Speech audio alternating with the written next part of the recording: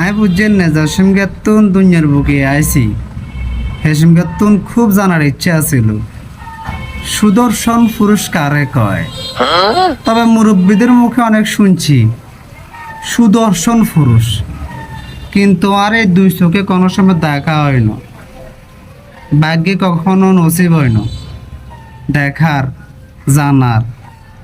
দেখতে কিরকম, চাইতে কিরকম, এত সুন্দর না বান্দর।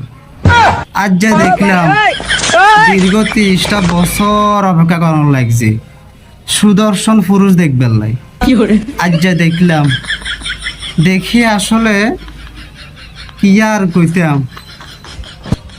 ছোটকালে তো যে চিন্তা ভাবনা করে আইছি, যে স্বপ্নটা 30টা বছর পর্যন্ত আমি তিলে তিলে যত্ন করে রাখছিলাম, বিশ্বাস যদি করেন ভাই 30টা বছর পরে আসি আমার সেই স্বপ্নটা তেনা তেনা হয়ে গেছে।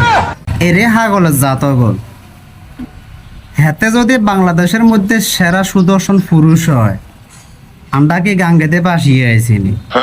বাংলাদেশের 17 কোটি জনগণ, 17 কোটি মানুষ কি উড়িয়ে জুড়ি বইছে না? হ্যাঁ, পাগল খায় না।